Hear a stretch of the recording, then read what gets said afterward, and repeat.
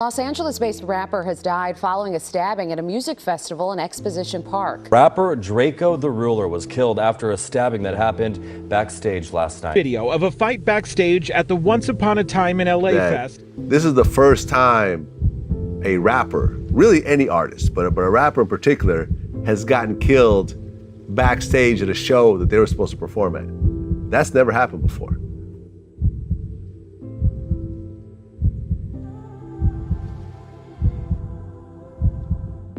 On September 6, 2021, an already volatile feud took a dramatic turn, elevating the stakes for one individual in particular, Daryl Caldwell, widely known as the King of LA, or by his stage name, Drakeo the Ruler.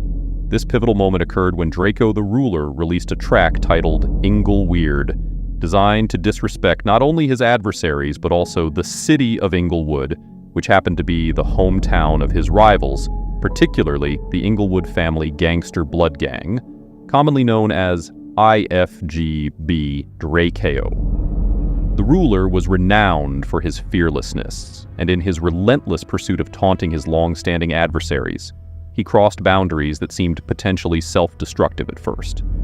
Nevertheless, Drakeo the Ruler continued to advance his music career while simultaneously intensifying his feuds, consistently provoking and issuing threats to his rivals. He played a perilous game, openly discussing his willingness to harm anyone associated with or belonging to the Inglewood family gangster bloods. This included a fellow Los Angeles rapper who became the subject of speculation regarding the orchestrator of the incident that ultimately claimed Drakeo's life. This rapper, YG, had known affiliations with the Inglewood family gangster bloods. The feud between Drakeo and YG played out publicly through online exchanges, with Drakeo making numerous posts accusing YG of jealousy and failing to support him as a fellow artist from their shared city, while seemingly endorsing talents from outside their region.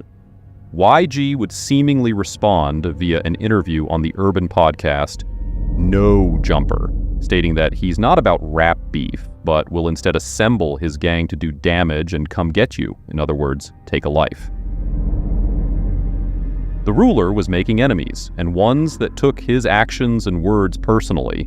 In fact, the response to his song and antics was one of anger and lack of amusement by the city of Inglewood.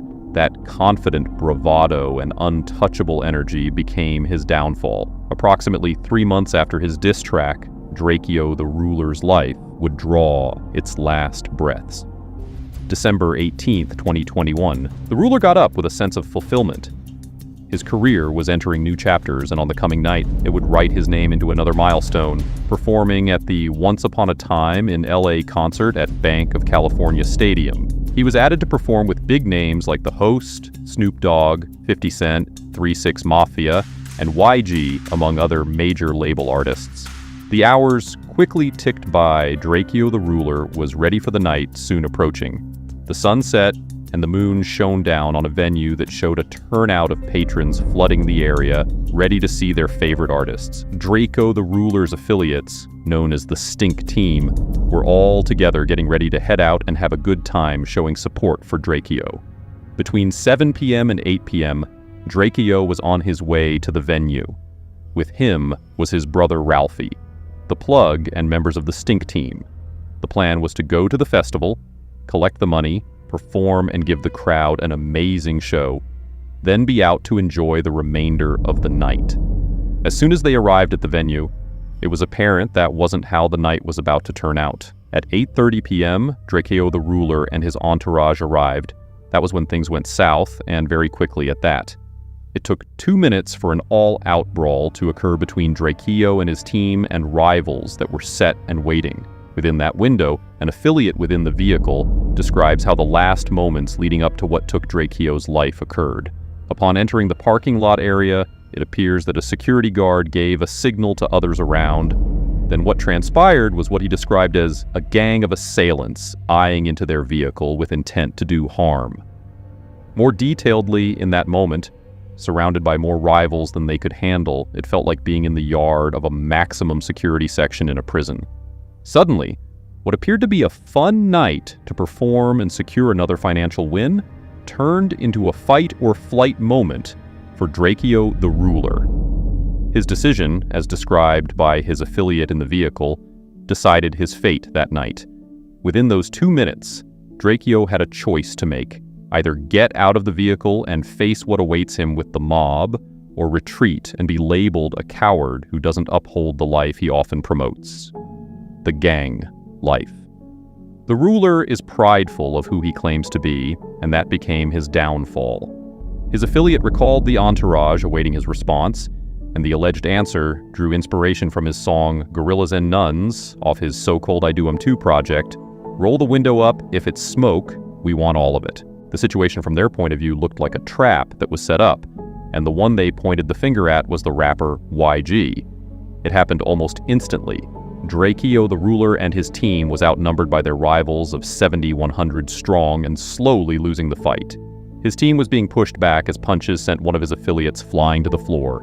The ruler, however, like the true leader he is, stood at the forefront of the attack as they were swarmed more and more. That's when the critical blow appeared to be struck. Camera footage shows one of the opposing members throw what looks like a jab at Drakeo. The ruler, but instead of blocking, he throws his hands up and pulls back as if dodging was the only option. The rival's hand is plunged to Draco's neck, stabbing him with a sharp object that was in his hand. Still, Drakeo doesn't go down. He instead begins to step back while holding strong. His team retreats, exiting through the backstage gate, unfortunately leaving a wounded Drakeo to be captured by the dozens of rivals plotting on his life. You can hear what sounds like he has a knife while they retreat from the mob, his brother, Ralphie. The plug realizes his brother is not with them and returns into the melee to have his brother's back.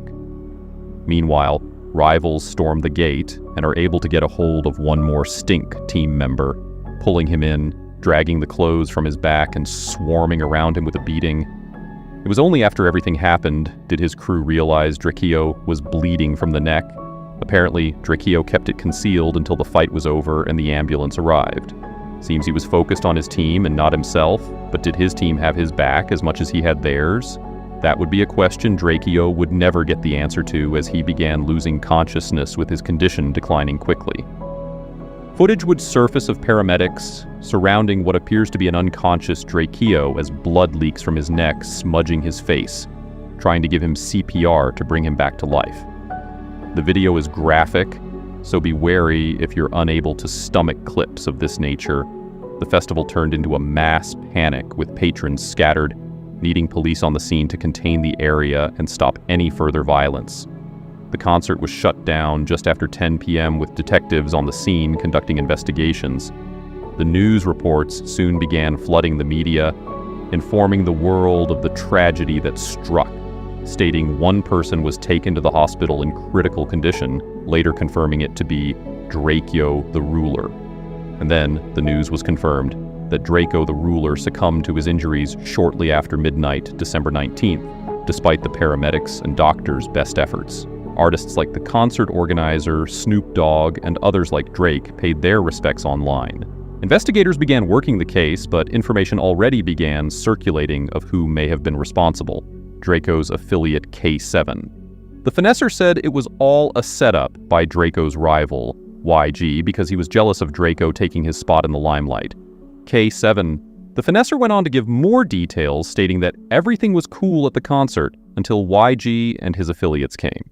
He also insinuated that the security personnel was also in on the setup, as they limited the amount of persons that Draco's team could have, but allowed YG to enter with upwards to 100 affiliates, and then snuck weapons in, arming them as well. K7. The finesser made it known that YG was banned from performing in LA due to his alleged underhanded assassination on Drakeo the ruler.